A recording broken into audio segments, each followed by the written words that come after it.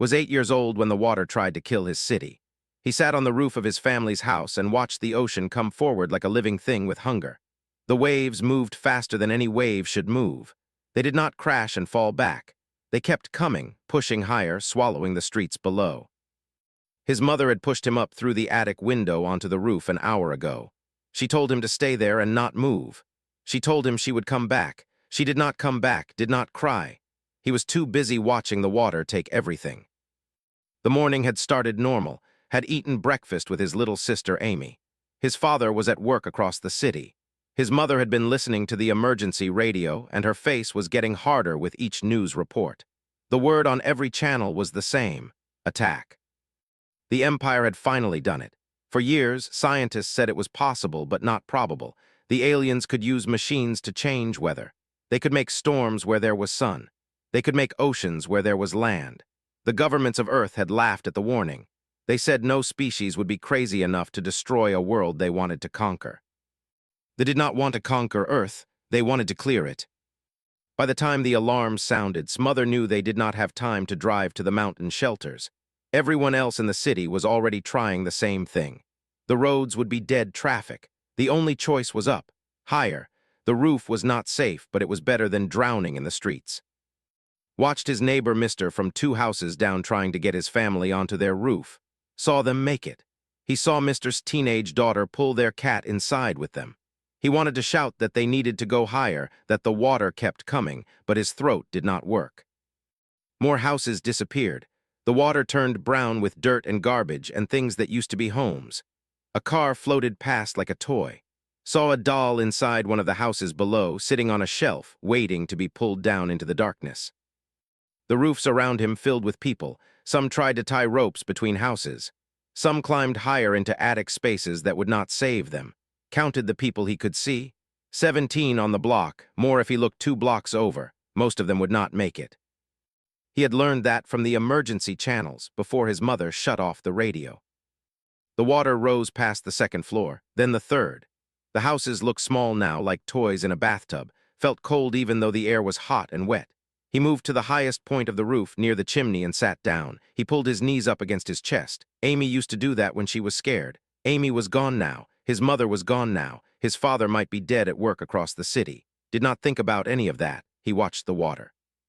The sun was starting to set, and the sky was turning colors that did not make sense. Orange and green and a purple that looked sick. The clouds were moving in straight lines, not natural curves. That was the machines, he guessed. His mother had explained it once before she stopped explaining things.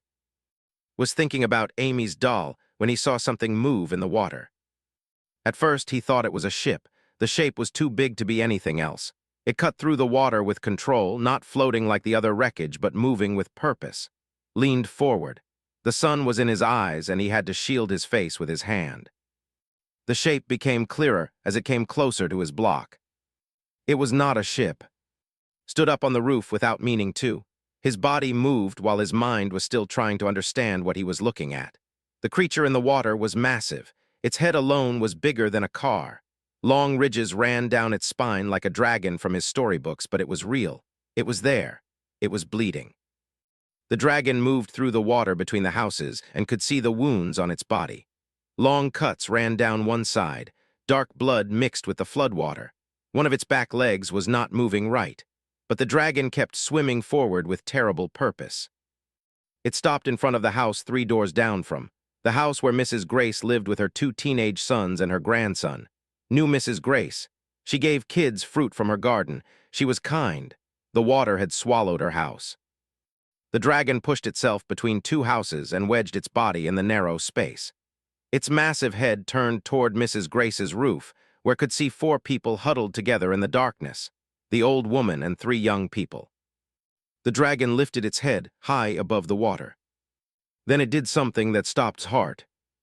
The dragon turned its body so its spine faced the floodwater. It held its position like a wall. The water crashed against the dragon's scales and saw the creature's muscles tense with the effort. The dragon was not attacking. It was protecting. It was using its own body to hold back the water that wanted to pull Mrs. Grace and the others down. Mrs. Grace saw it. She understood what was happening. Watched from his roof as the old woman reached out one hand toward the dragon, her mouth open. He could not hear what she said, but he could read the word on her lips. It was a question. Why? The dragon did not answer, it just held. The water kept coming, the floodwaters rose higher, and the dragon's wounds bled more. The creature's breathing came faster, its muscles shook with the effort, but it did not move, it would not move. Understood in that moment what it meant to watch something choose death. The dragon was choosing to die so those 4 people would not have to. The creature was holding back the ocean with its own breaking body. It was buying time for Mrs. Grace's family to figure out how to survive. It was doing this for strangers. It was doing this for humans. Morning came, was still alive, which surprised him. He had thought he would fall asleep and not wake up again. Instead, he had stayed awake all night watching the dragon. The floodwaters had stopped rising around 4 in the morning. They had started to go down an hour after that. By the time the sun came up, the water was dropping fast, draining back toward the ocean like something was pulling it away. Learned later that they had shut down their machines. The reason was unclear at the time, but it did not matter. The water was leaving. The city was still destroyed, but people would not drown today. The dragon was still there. It had not moved from Mrs. Grace's house. The creature was in shallow water now, its massive body visible from its roof. He could see every wound clearly in the morning light. There were more than he had thought. Cuts covered the dragon's sides and legs. One of its front limbs hung at a bad angle. Its breathing was slow and difficult. But it was still conscious. Its head was still up. Its eyes were still open. Did not think about this decision. He just moved. He climbed down from his roof and jumped into the water below. The water was cold and tasted like rust and dirt, but it was only up to his waist now. He waded toward the dragon. People shouted from other roofs but did not hear them. He kept moving forward through the water. He could see the dragon's eye tracking him. The eye was the size of his head. The iris was deep gold with patterns that looked like stars. When was close enough to touch the dragon's scales, he stopped. Up close, the creature was even bigger.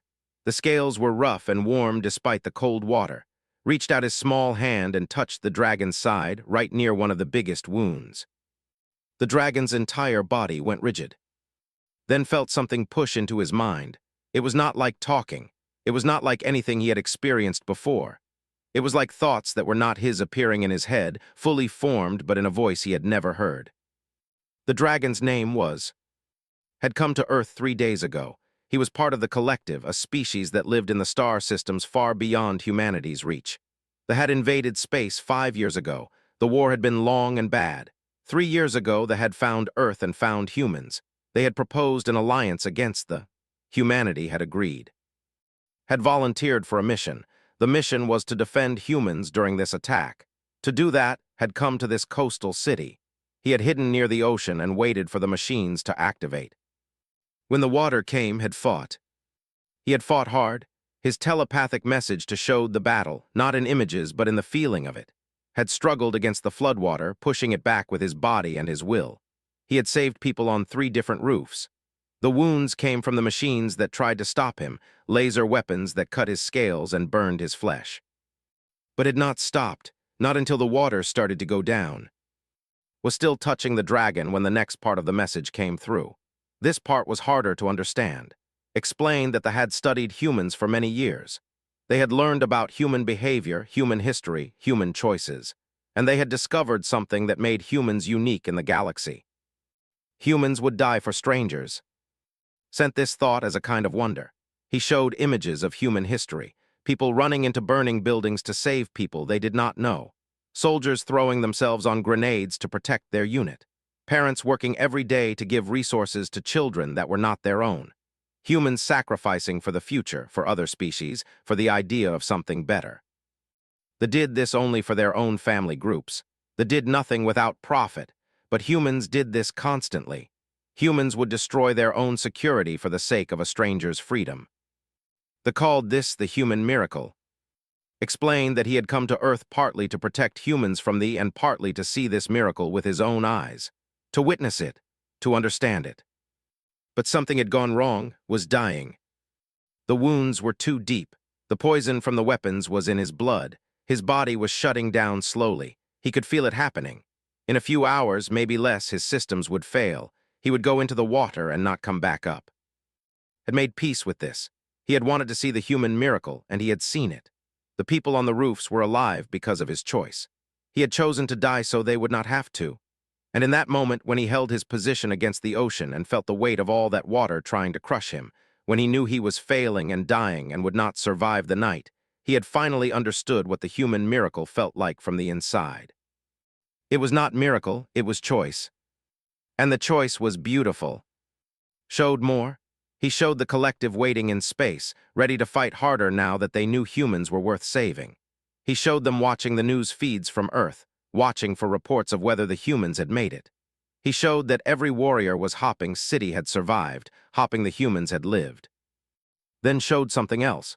He showed a fact that made the boy's hands shake against the dragon's scales. Had come to this exact city because his sensors had detected a school.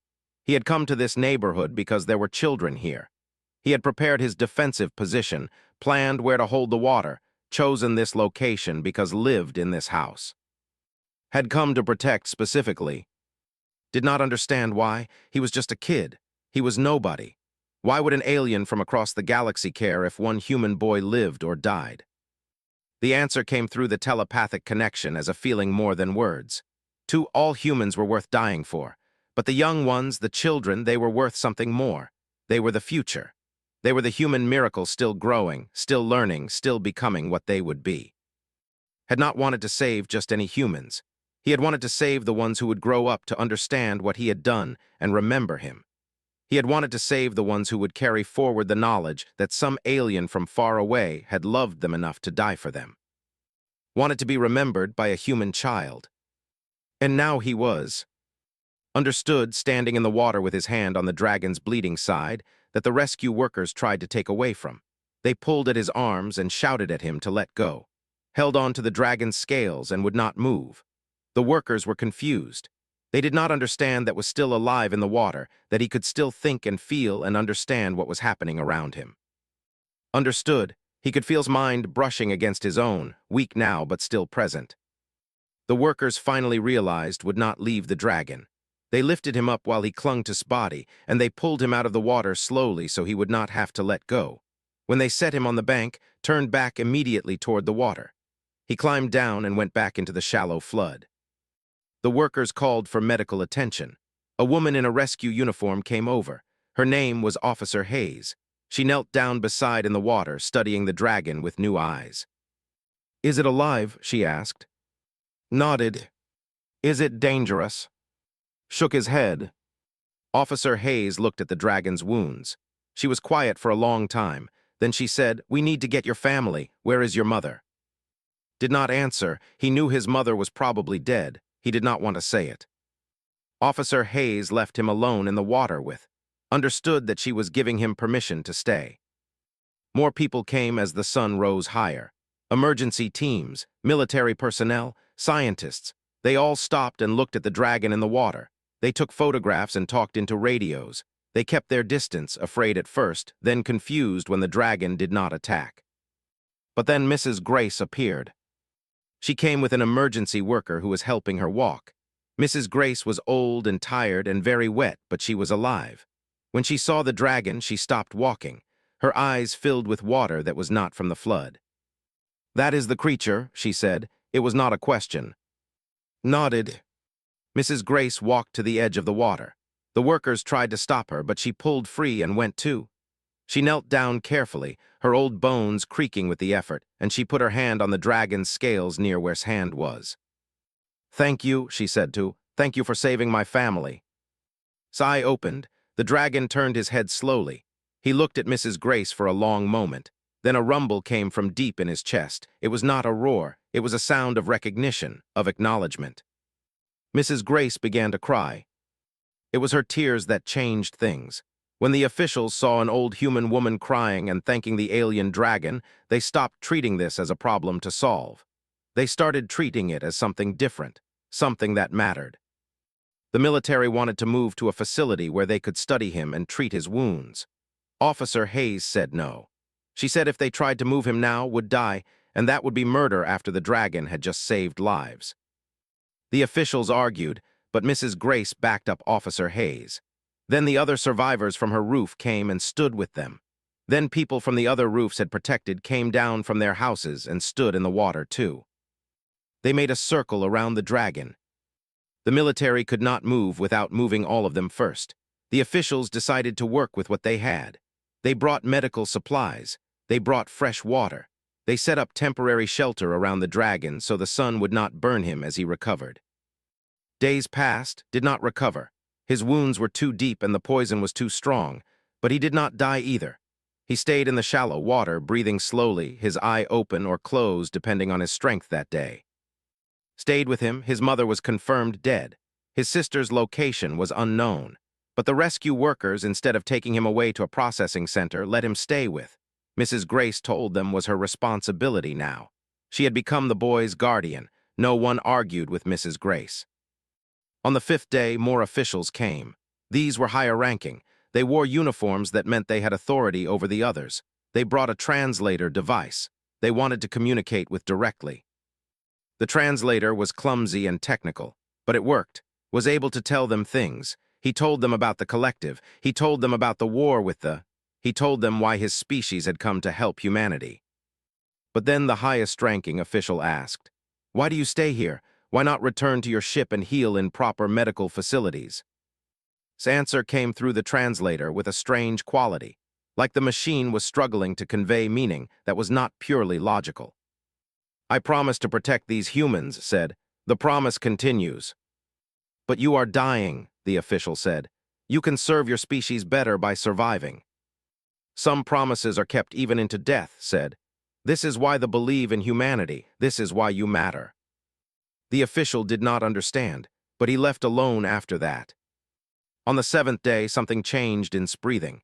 It became slower, more labored. Mrs. Grace and both felt it. The dragon was approaching the end. His mind brushed once more. The message was simple but contained entire worlds of meaning. The dragon wanted to understand that this was not sad. This was completion. Had come to Earth with a purpose, and that purpose was fulfilled. He had protected humans. He had witnessed the human miracle. He had been part of it.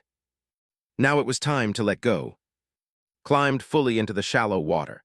He laid his body against the dragon's side, pressing his small chest against massive scales.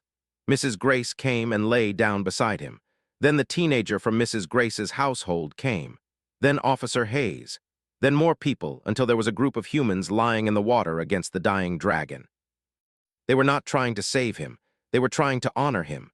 They were trying to let him know, in the only way humans knew how, that his choice mattered, that his sacrifice was seen and remembered and loved. The news of his death spread across the world in hours. The media called it a tragedy. Reporters talked about a brave alien who had died protecting humans. They showed the photographs of people lying in the water next to the dragon's body. The images went into every home with a screen. But the officials wanted to hide the truth. The military came with orders to remove Spotty. They wanted to examine him, study him, understand his biology and technology.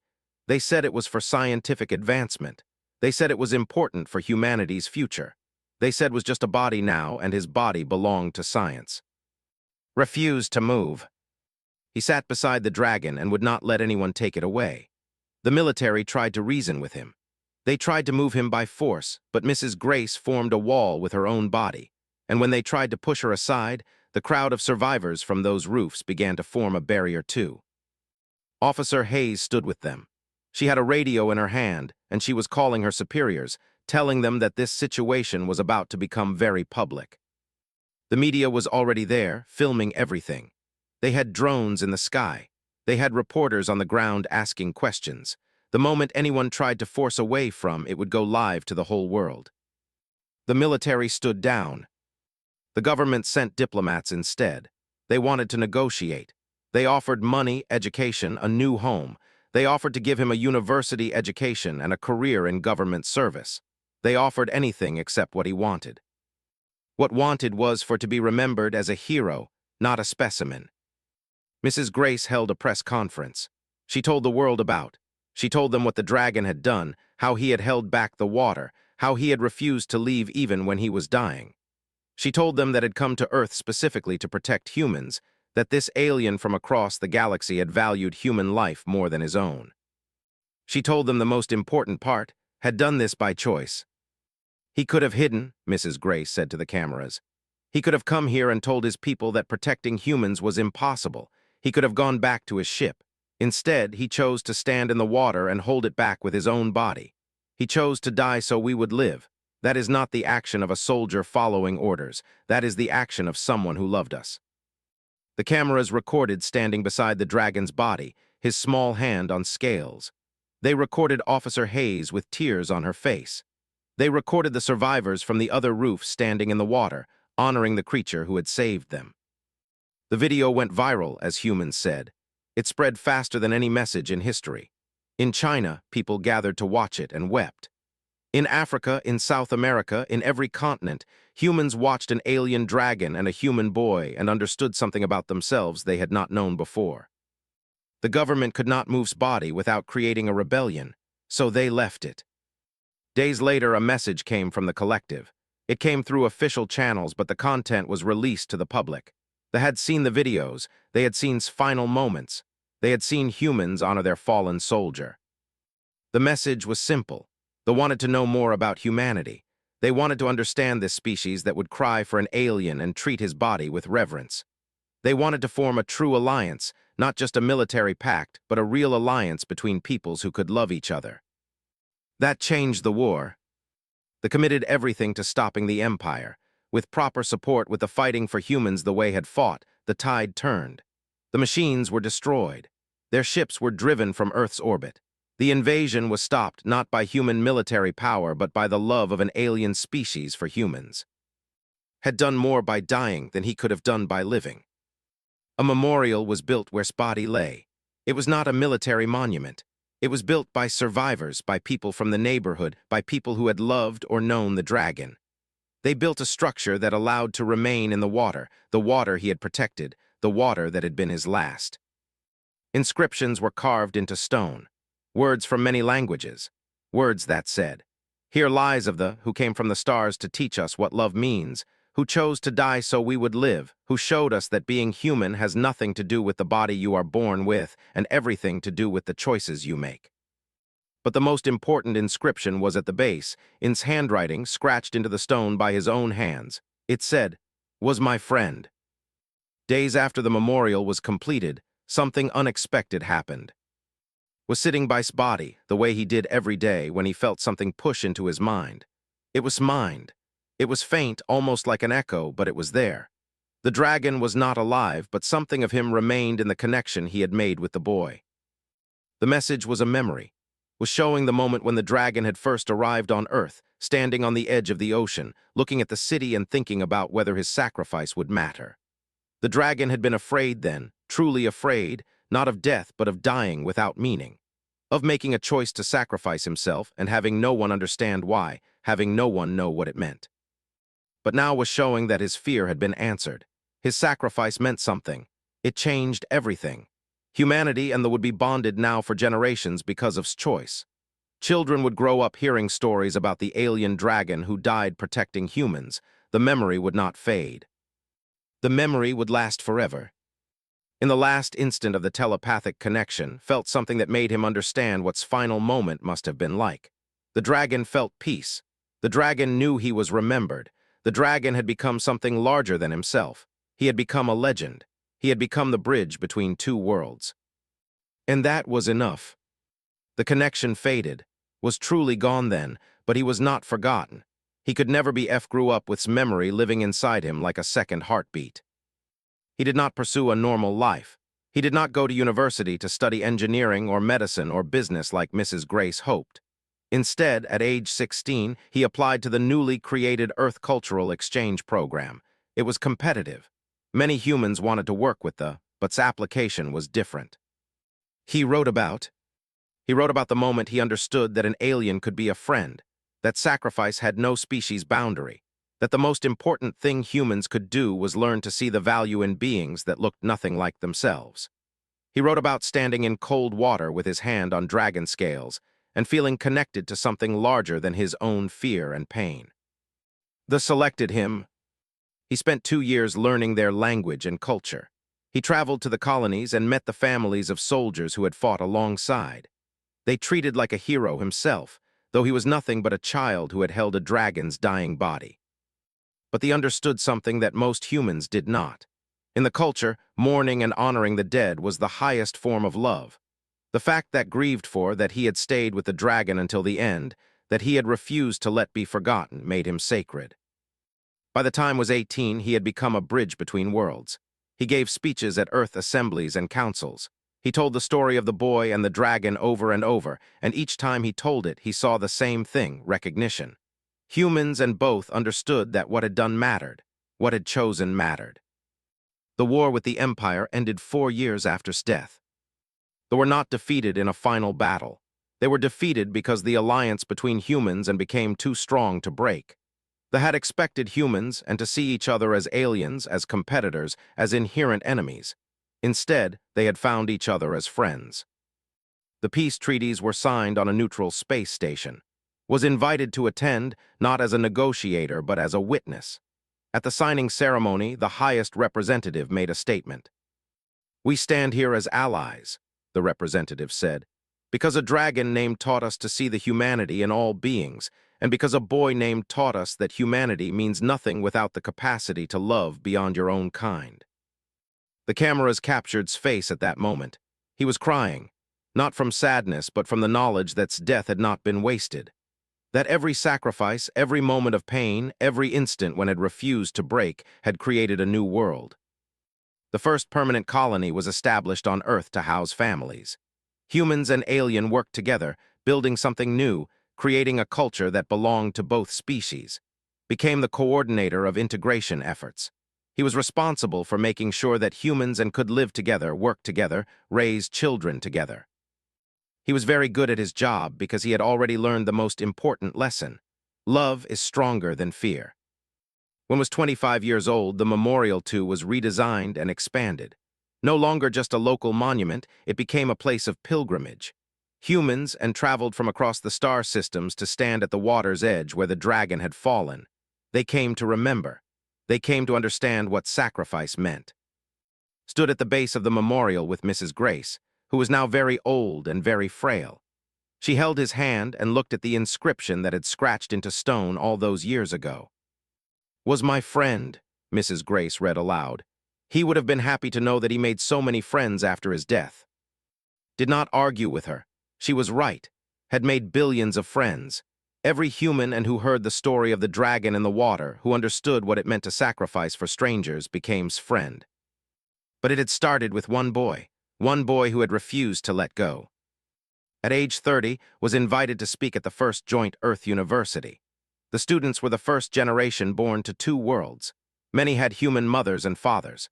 Some had human fathers and mothers. Some had been created in laboratories where human and genetics were blended in ways that would have seemed impossible only decades before. These children carried its legacy in their very bodies. Told them the story one more time. He described the floodwater and the dragon. He described the wounds and the choice had made. He described the moment when he understood that love was not about sameness. Love was about seeing value in something different and choosing to honor it anyway. One student raised her hand. She had her mother's human features and her father's wings folded on her back. "Do you think knew he would change the world?" the student asked. "Thought about this carefully. I think knew that every choice to love, every choice to sacrifice changes the world. Not always in ways we can see immediately, but always. Every time a being decides that another being's life is worth dying for, the universe gets smaller and warmer and more connected.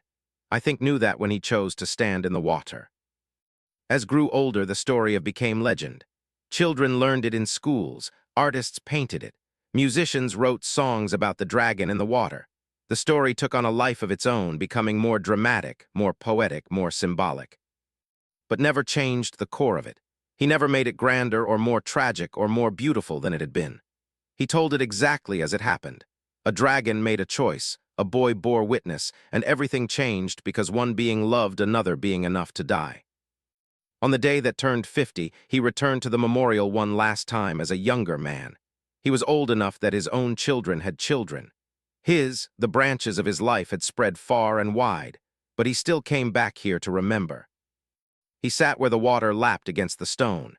He put his weathered hand on the inscription he had carved decades ago. The stone had worn smooth from the touch of millions of other hands, pilgrims who came to remember the dragon. For just a moment felt it, a presence in his mind that was not quite a thought and not quite a memory. It was something smaller and older, something that echoed through time. It was, or what remained of, or perhaps it was just his own mind creating the feeling he needed in that moment. But the message was clear.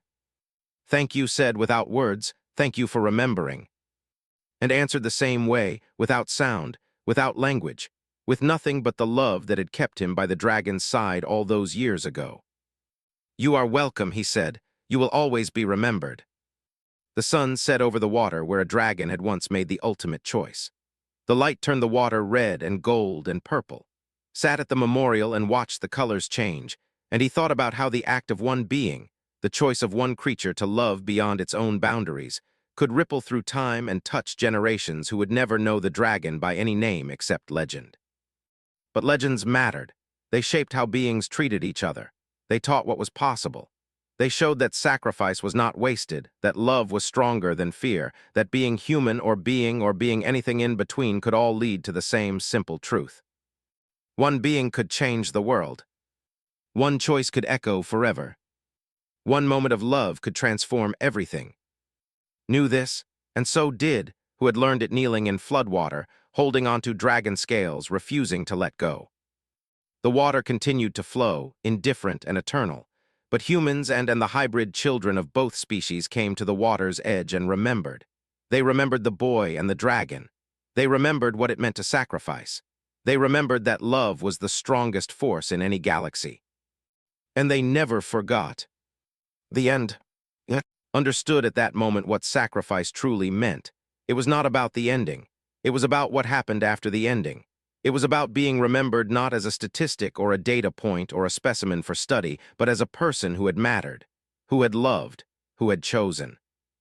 Would spend the rest of his life making sure the world never forgot. His breathing became slower still. The dragon was not afraid. Dragons did not feel fear the way humans did, but felt something else.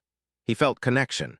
He felt the weight of human bodies against his body. He felt the tears of humans falling on his scales. He felt something that the translator would have struggled to convey. He felt like he belonged. And in that moment, surrounded by humans who had become his friends, his family, the witnesses to his final act of love, his breathing stopped. The dragon had held his promise all the way to the end. Was not just any soldier. Was a pilgrim who had come to witness humanity and had instead become human in the way that mattered most. A choice, a sacrifice, a love for strangers. Sigh closed. The dragon was still alive, but he was sleeping now, letting go, preparing for the end. Stood in the water for a long time, his small hand on scales that would grow cold. He did not let go. He stayed with the dragon as rescue workers found him and pulled him to safety. He did not let go until they made him. It was doing this, realized, for him too. If the dragon was strong enough to hold back the water here, then maybe the water everywhere would take longer to rise.